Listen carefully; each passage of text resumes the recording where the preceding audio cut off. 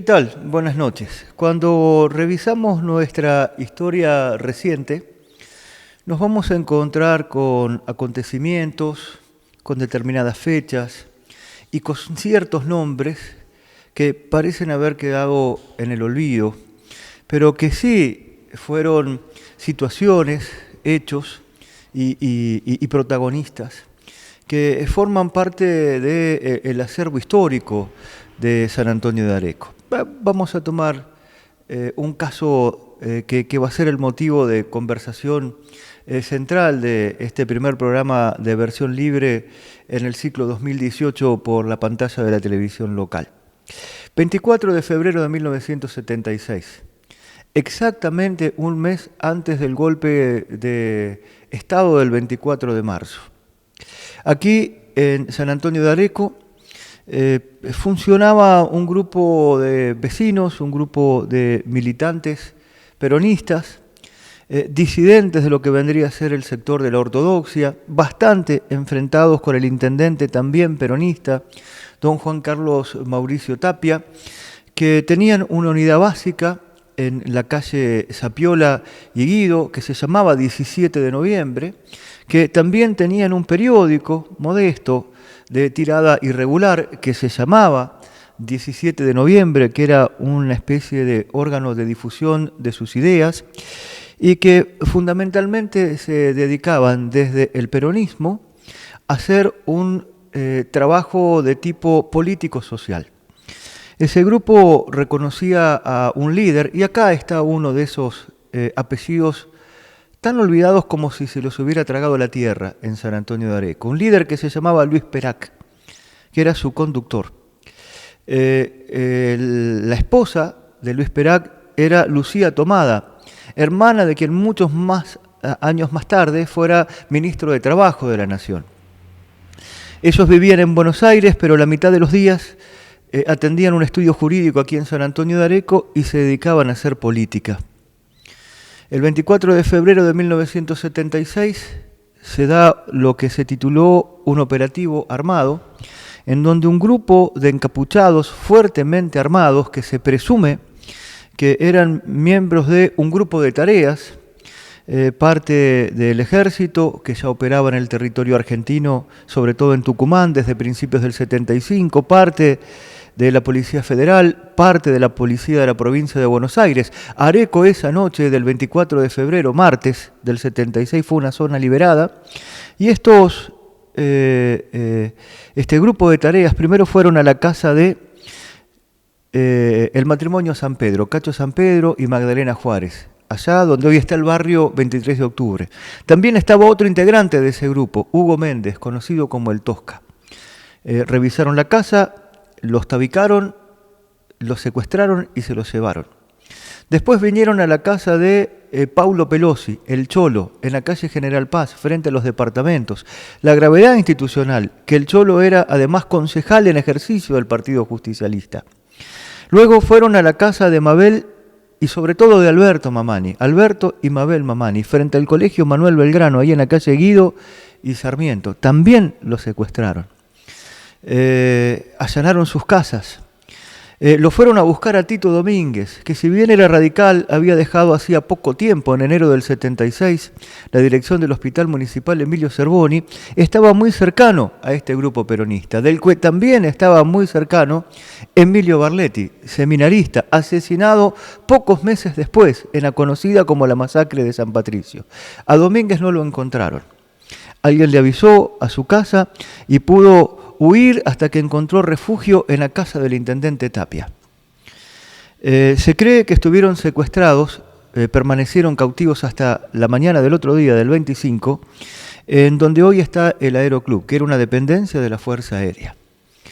Los interrogaron por su supuesta pertenencia a montoneros, por si tenían armas, y también por qué criticaban al intendente Tapia con la dureza que lo hacían. Pero simultáneamente, ese 24 de febrero, en el barrio de Palermo, en Capital Federal, donde vivían, también allanaron la casa de Luis Perac y de Lucía Tomada. Ellos no tuvieron la suerte de estar pocas horas en cautiverio. Permanecieron separados y varios días más, presos y torturados, hasta que fueron liberados el 18 de marzo con la promesa de irse del país. Desde ese día, desde marzo de 1976, Perak permanece en el exilio. Primero se fueron a México, en Estados Unidos, hoy está en Canadá. Y Lucía Tomada recién volvió a la Argentina con el retorno de la democracia en 1988. Testimonio vivo de este 24 de febrero del 76, de este operativo armado, de la antesala de lo que después fuera la institucionalización del terrorismo de Estado y lo que ocurrió aquí en San Antonio de Areco, en este testimonio histórico de Lucía Tomada, ex esposa de Luis Perak. Mi nombre es Lucía Tomada. Lucía, sí. Bueno, yo estaba casada con Luis Perak y estuvimos acá conduciendo la Juventud Peronista en los 70. ¿Y de Luis Perak, qué nos puede decir? De Luis Perak, que era una persona muy comprometida tanto con su profesión de abogado, que la utilizaba como una herramienta para ayudar a la gente más humilde, como en su actividad política, también muy comprometida con todas las líneas del peronismo, y no puedo dejar de especialmente tener un recuerdo a su padre, a don Luis Perak, que fue el que pagó más caro de todos el alejamiento nuestro. Le generó un dolor tan fuerte, es una familia destruida y además era otra persona tan querida en San Antonio de Areco. Todavía al día de hoy, cuando he venido de visita, me lo mencionan y lo recuerdan especialmente. ¿Qué pasó en el 76? Y bueno, todas esas ilusiones, todas esas cosas,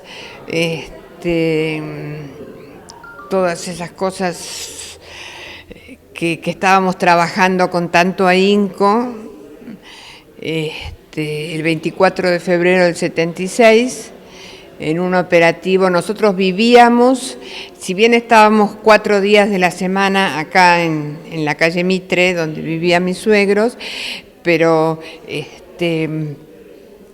nosotros vivíamos y trabajábamos en Buenos Aires, y esa misma noche nos vinieron a buscar a nosotros en nuestro domicilio en Buenos Aires, y esa misma noche vinieron a buscar a varias personas acá. Fue antes inclusive del golpe de Estado, un mes antes. Sí, fue exactamente el 24 de febrero del 76.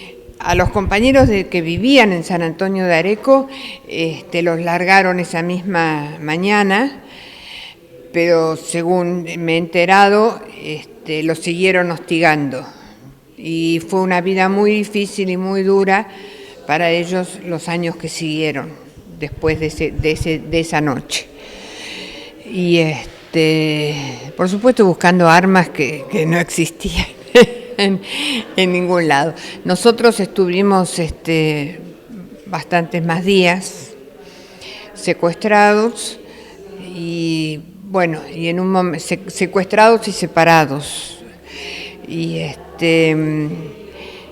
y un buen día nos metieron en un coche y nos dejaron en medio de un campo y nos dijeron váyanse del país. Y bueno, obviamente que nos fuimos. Con una hija muy chiquita. Una hija, tenía 1 año y medio, nuestra hija, y que ella, que está al tanto de todo lo que está pasando acá en este momento, y vive en el exterior, pero está muy compenetrada, porque además tiene amigas que son de San Antonio de Areco. Y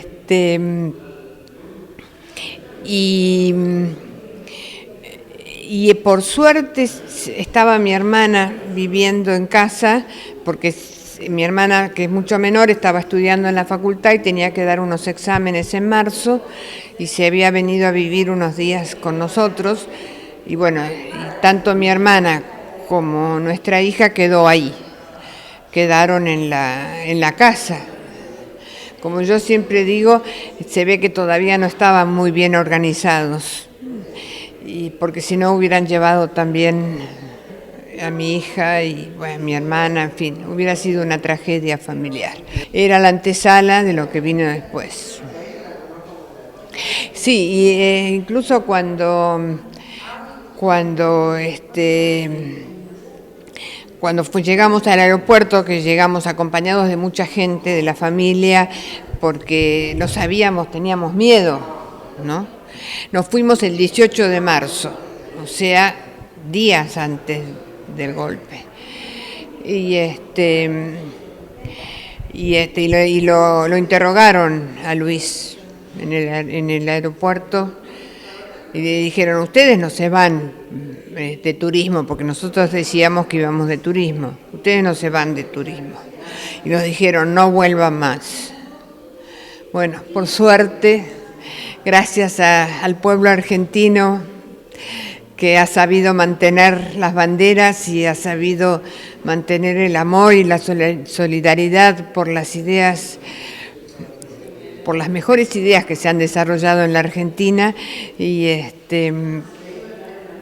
hemos podido recuperar la democracia y después de recuperar la democracia estamos reviviendo todo esto, que es increíble. Lucía Tomada viene con alguna frecuencia a San Antonio de Areco, de tanto en tanto. El apellido Perac desapareció del imaginario colectivo como si se lo hubiera tragado la tierra. La madre de Luis Perac perdió la vida o murió en septiembre de 1976, al poco tiempo de que su hijo y su nieta estuvieran en el exilio en México. Y Luis Antonio Perac, el padre de Luisito, un distinguido dirigente político de nuestro pueblo que había sido concejal por la UCRI en los años 60 y que había sido el armador de la campaña política de don Carlos Tapia, de la campaña electoral, después se alejó del intendente peronista. El 21 de septiembre de 1977 se pegó un tiro en su casa, aquí en la calle Mitre, donde hasta hace muy poquito en esa misma vivienda funcionó el registro automotor. Vía email pude tener un contacto con Licia Tomada, la hija de Licia Perac, la hija de Luis Perac y de Lucía Tomada. Vive en Canadá, tiene amigas en San Antonio de Areco. Luis Perac, que jamás volvió a nuestro pueblo, también está radicado en Canadá, pero según Licia, su hija, no tienen una relación muy fluida, porque, según me escribió, para su padre, ella forma parte de un triste fragmento de su historia. Tal vez lo que vamos a hablar ahora es bastante más conocido porque ha habido un trabajo interesantísimo de la querida historiadora Celia Copa, que ha sacado un libro, Los nombres del horror, porque hace muchos años José María Irazú, el actor, hizo un video que se llama Oíd Mortales, fantástico, recuperando fragmentos de la historia de los desaparecidos y muertos por la dictadura cívico-militar que arrancó en 1976. Porque desde el Colegio Nacional, de donde estos víctimas del terrorismo de Estado fueron alumnos permanentemente, todos los años mantiene vivo su recuerdo. Pero nosotros vamos a hacer el foco en el colorado Luis María Roberto, un vecino de nuestro pueblo, de muy profunda militancia política, cercano al padre Horacio Cadell, que fue párroco de San Antonio de Areco, que después dejó los hábitos y que guió en su formación ideológica a Luis Roberto. Estuvieron en Cristianismo y Revolución a finales de los 60, fueron fundadores del movimiento Descamisados y después Luis Roberto se incorporó a Montoneros. En 1973, radicado en Lomas de Zamora, ganan las elecciones con el candidato Paulo Turner, es funcionario de ese gobierno y es uno de los fundadores de la Universidad Nacional de Lomas de Zamora. No fue rector de la Facultad de Ciencias Económicas porque era funcionario al mismo tiempo. Cuando llega la dictadura militar, exactamente un mes después, el 24 de abril del 73, es secuestrado y asesinado. Sus restos, muchos años después, fueron detectados, identificados por el incipiente equipo de arqueólogos forenses, y después de permanecer sepultados en el cementerio de Flores hace 4 o 5 años, están en el cementerio local. Historia viva de nuestro pueblo. Lo cuenta la viuda de Luis María Roberto, Rosalina Cardoso. Me presento como Rosalina Cardoso de Roberto, la mujer de Luisito. Y bueno, la familia Roberto es una familia ya de 4 generaciones en el pueblo, así que es una familia muy, muy conocida. Seguimos viviendo en la misma casa que hiciera Ramón en los años 50. Y bueno, mantenemos todo porque acá están nuestros ancestros, ¿no? Está toda la familia acá, incluso Luisito está desde hace 4 o 5 años, también lo tenemos en nuestro cementerio. Y bueno, para nosotros es nuestra casa, Areco. Nosotros en el 70 nos casamos en el año 70, ya militábamos firmemente políticamente, vamos a trabajar a Lomas de Zamora, ya con el peronismo, ¿no? Y se hace todo el trabajo en los barrios, y en el 72, después de la vuelta de Perón y con Cámpora en el gobierno, tomamos la municipalidad, logramos por medio de las elecciones ganar la municipalidad de Lomas. Él integra el equipo del Ejecutivo y yo trabajo en el Consejo Escolar, pero ya con cargos políticos. Y bueno, ahí se desarrolló toda nuestra tarea política de trabajo en los barrios y el trabajo en la función pública, diríamos, hasta el 75. Y en el 75 nos vamos ya perseguidos por las 3A, habíamos perdido el gobierno porque Duhalde puso la mano para echar al equipo de Pablo Turner. Y bueno, y después en el 76 desaparece Luis, después con el tiempo me entero que desaparece Turner, desaparecen muchos compañeros. Se forma la Universidad de Lomas y realmente fue por gestión de los compañeros, ¿no? Fue muy, muy interesante porque hoy, bueno, yo después trabajé en la Universidad de Lomas. Luis estaba en el gobierno cuando se crea la gestión, inclusive no puede ser decano porque estaba en el Ejecutivo y ponen de decano a Lalín. Daniel Lalín, que era un compañero, el de Racing, sí señor. Y bueno, después del golpe empieza toda la persecución y casi menos de un mes ya desaparece Luis. Pero evidentemente ya estaba todo orquestado desde mucho antes, pienso yo. Esto simplemente el 24 es un hito histórico, pero que ya había empezado mucho antes con López Rega y las 3A. Y los militares en Tucumán y todo. Los militares en Tucumán, la desaparición de tantos compañeros. Nosotros era día a día, veíamos quién desaparecía, quién no. Es decir, el estado de tensión viene de mucho antes, ¿no? Nosotros nos vamos en el 75 del gobierno de Lomas, pero ya veníamos con mucha tensión política de levantar compañeros en las unidades básicas. Los compañeros, la masacre de Lomas, por ejemplo, que masacraron 10 compañeros vivos, fue en el 75. Así que fue muy duro toda esa época. Pero bueno, nunca pensamos que iba a llegar a tal grado de la persecución y la muerte, tan sanguíneo iba a ser todo, ¿no? Rosalina, abril del 76. 23 de abril. 23 de abril desaparece Luis. A las 9 de la mañana lo interceptan en la camioneta que iba con otro compañero, que después nos enteramos que era Norberto Morresi, hermano de Claudio, que fue secretario de Deporte en toda la gestión de Cristina. Y bueno, lo levantan 9:30 de la mañana, a las 3 de la tarde estaba enterrado en el cementerio de Villegas, en La Matanza. Nos enteramos muchos años después, 13 años después, por los antropólogos, cuando estaban buscando antecedentes para hacerle el juicio a Suárez Mazo. Ya estaba en la época de la democracia, y entonces empiezan a buscar todas las dependencias militares, tienen que mandar informes de qué es lo que pasó en la época. empiezan a mandar, había algunos sectores, en esa época pudimos comprobar que hacían informe de todo lo que hacían, si bien eran grupos comando de tareas separados, pero todo el mundo informaba a su manera y justificaba, pero informaba de lo que pasaba. Y entonces llenan, según me cuentan los antropólogos, un subsuelo, una habitación grande de expedientes que manda el ejército, las distintas fuerzas, manda de expedientes sobre los hechos pasados. Y a partir de ahí empiezan los antropólogos a buscar los que tenían más datos, que los llamaron ellos carátulas blancas, y encuentran 15, 16 expedientes, entre ellos estaba el expediente que informaban cómo lo habían matado a Luis. Así me entero, 13 años después, de boca de los mismos antropólogos, ¿no? Que querían verificar si realmente era Luis, para después empezar a buscar quién era el compañero, que no había datos del otro chico. De Luis tenían todo, huellas dactilares, fotos, y todos los datos de quién era, así que no informaron porque no quisieron. Y hasta el 88 el expediente seguía circulando por distintas dependencias del Poder Judicial con carácter de secreto, que eso es lo que me entregaron cuando nos entregaron los restos. Y Luis acá se formó con el padre Horacio Cadell, que después dejó los hábitos, pero bueno, era el sacerdote del pueblo. Y de alguna manera eso lo vinculó también con el cristianismo y el cristianismo revolucionario.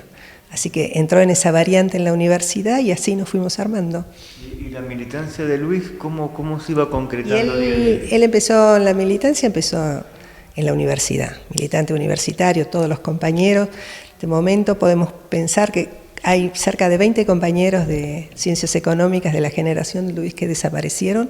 Éramos todos compañeros que después fueron asumiendo el compromiso político. Era el Cristianismo y Revolución. A partir de ahí entran con Cadell y otros compañeros, entran a trabajar en una agrupación política y forman Descamisados. Y después, más adelante, integran Montoneros. Pero de alguna manera, desde la mirada del cristianismo que se dio en esa época, porque era la única forma de poder hacer justicia y reivindicar el derecho de igualdad y de justicia que eran los dogmas del cristianismo, ¿no? El exilio también fue una de las trágicas consecuencias que dejó el terrorismo de Estado, como lo contó Lucía Tomada, la ex esposa de Luis Perach.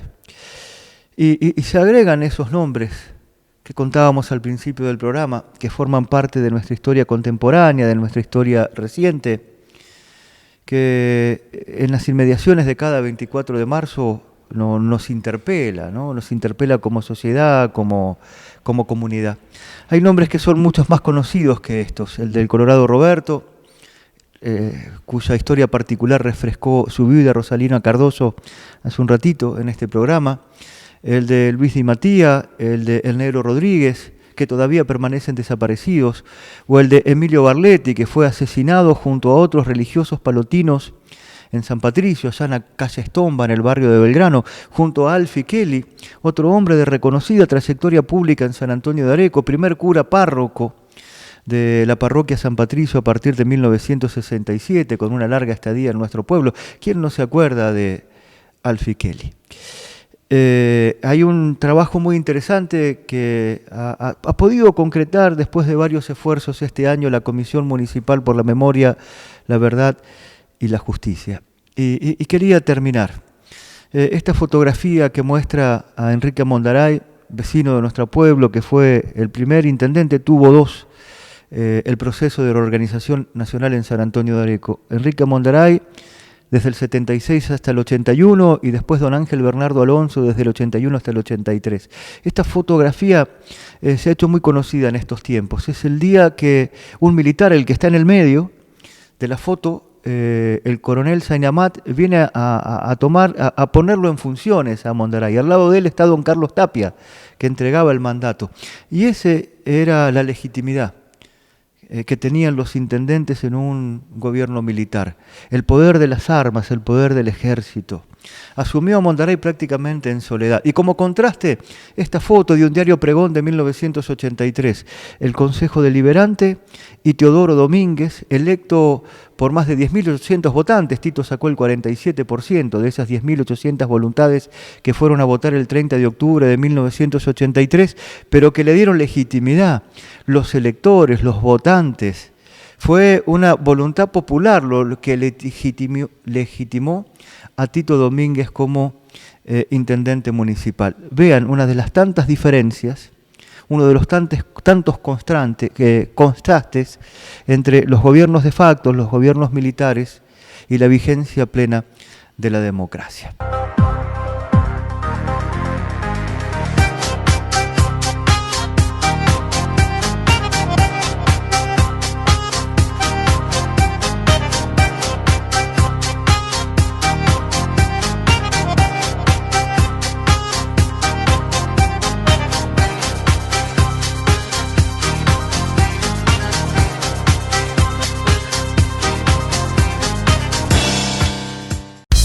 Canaltech Metalmecánica, elaboración de piezas de tornería y zinguería. Pioneros en la Argentina con nuestro equipo de producción de canaletas de múltiples tamaños, sin uniones, único en el país. Representantes de la empresa Roladoras Mexicanas, como filial de fabricación de sus equipos, conformados Arcotecho Super Spam y conformadora KR18. Canaltech Metalmecánica, primera empresa en instalarse en el Parque Industrial Juan Hipólito Vieites. Canaltech, innovación al servicio de la construcción.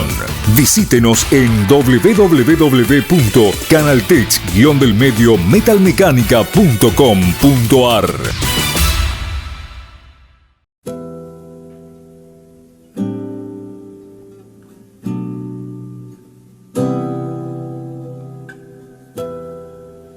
Un hombre perseguido, una familia entera, una organización, un pueblo.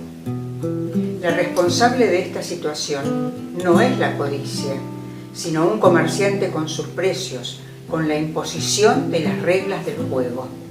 Los empresarios, la policía con la imposición de las reglas de juego. Por eso, ese hombre, ese pueblo, esa familia, esa organización se sienten perseguidos.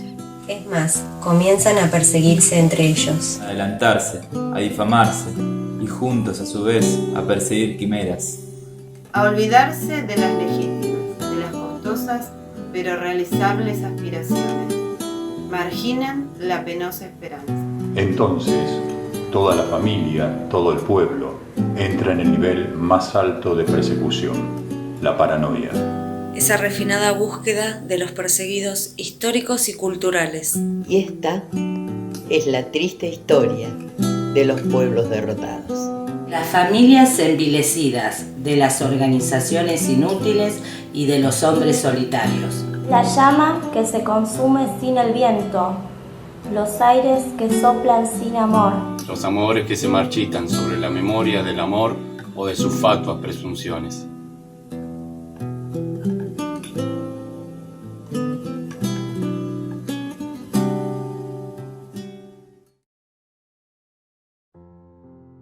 Taller de Vínculos, aprender a escuchar. Hay veces que una palabra puede cambiar la historia.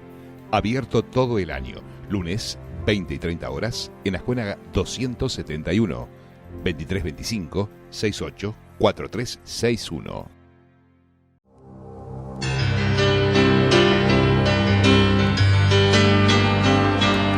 Ya está a la venta. Acá pasó algo. Un libro de Marcelo Di Carlo que repasa la historia de Areco en la década del 70. Contacto 2326 49 97 45. Ya está a la venta. Acá pasó algo. Un libro de Marcelo Di Carlo.